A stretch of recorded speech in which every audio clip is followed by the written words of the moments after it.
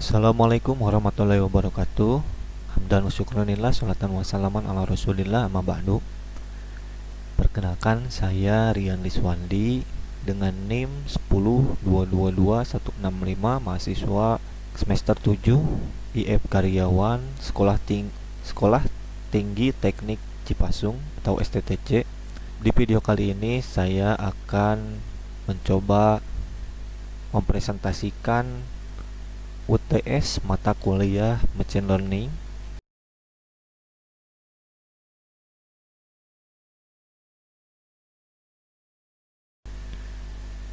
Nah, di sini ada beberapa tahapan yang akan kita kerjakan.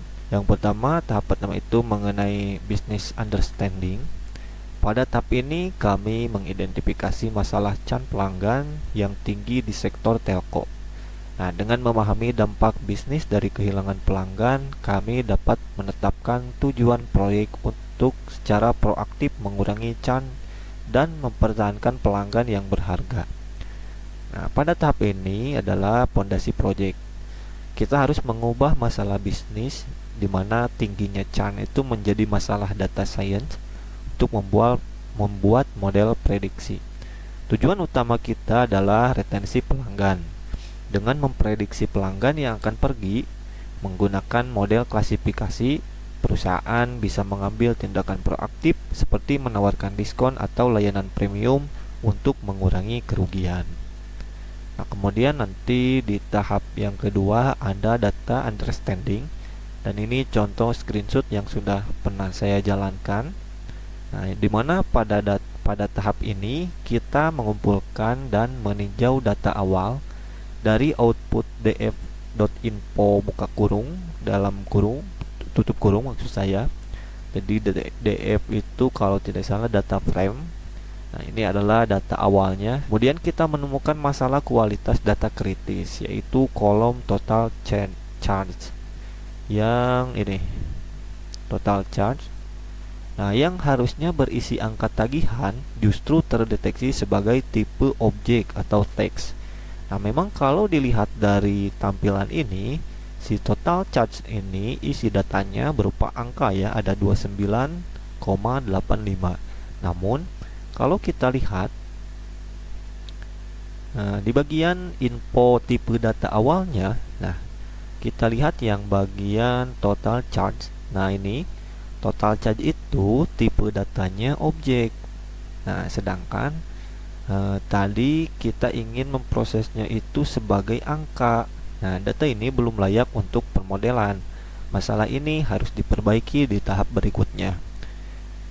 Sebagaimana yang kita ketahui bahwa tipe data yang bernilai angka itu bisa berupa integer atau float ya.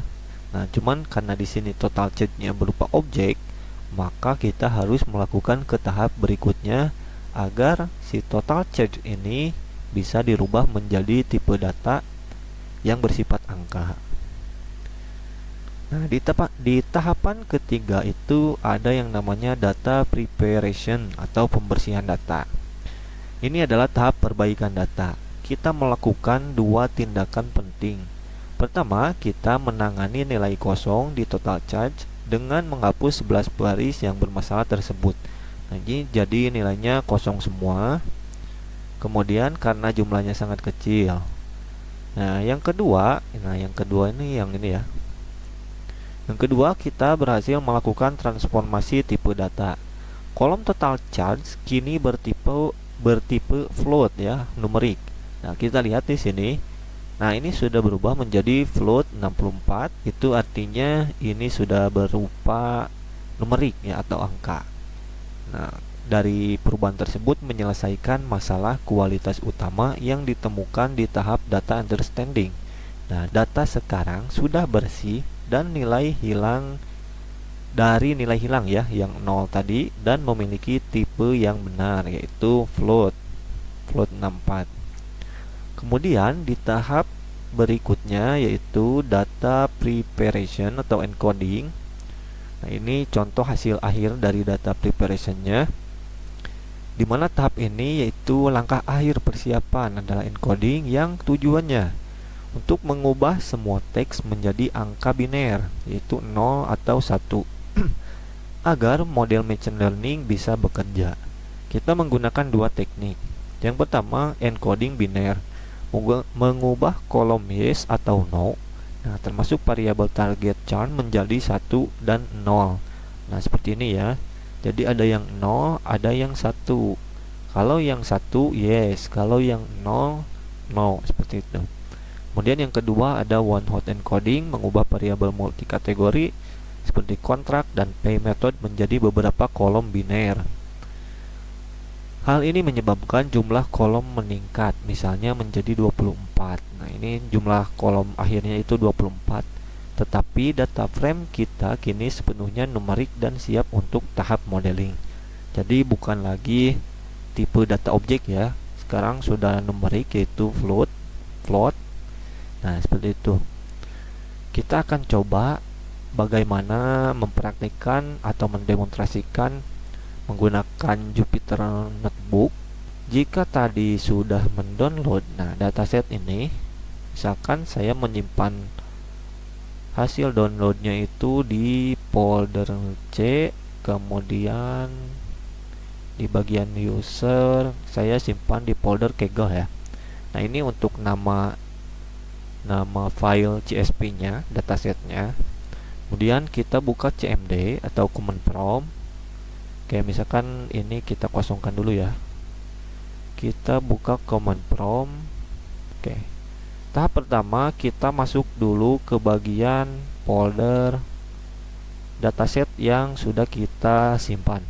Karena di sini di folder .kaggle, nah kita harus masuk dulu ke folder .kaggle. Kita gunakan perintah cd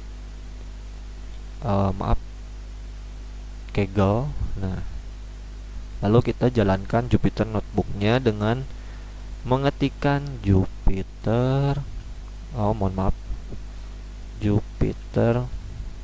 Notebook, lalu enter. Maka nanti server localhost-nya akan terbuka. Nah, seperti ini ya. Di sini kita melihat, datasetnya sudah ada ya. Tadi saya sudah menuliskan kodenya di UTS Machine Learning ini. Kalau saya buka, kodenya seperti ini. Ada 3 blok kode. Di blok pertama ini seperti ini, ada import pandas ya. Kemudian file path-nya, ini nama dataset yang tadi saya download. Kemudian yang kedua nanti ada check missing values yang tadi. Kemudian yang ketiga ada menghapus kolom yang tidak relevan untuk pemodelan ID sampai ke tahap terakhir. Kita akan menjalankan semuanya. Nah, kita akan jalankan satu persatu ya. Kalian bisa menggunakan tombol run yang ini untuk satu sel ini, atau bisa menggunakan tombol run all cell untuk menjalankan semua selnya. Kita coba run all cell. Nah, ini sudah berjalan semuanya, dan ini hasil dari output dari tiap-tiap blok kodenya. Ada data awalnya, dimana ini total checknya tadi masih bersifat objek, belum numerik ya. Nah, di sini total checknya masih belum numerik, masih objek. Kemudian yang kedua, blok kode yang kedua ini untuk mengidentifikasi nilai yang kosong atau yang hilang. Kemudian di cleaning atau dibersihkan, lalu ditransformasi yang total checknya ke numerik ya. Nah, ini total checknya sehingga udah berubah menjadi float 64. Kemudian ini hasil akhirnya. Jadi mengganti yes or no dengan bilangan biner dengan 0 atau 1. Ini bukan error, ini hanya peringatan bahwa kode yang saya gunakan tidak bisa digunakan Jupyter Notebook versi terbaru ya, Future version. Tapi ini tidak masalah, tidak mempengaruhi isi dari dataset ini. Mungkin sekian penjelasan dari saya. Wassalamualaikum warahmatullahi wabarakatuh.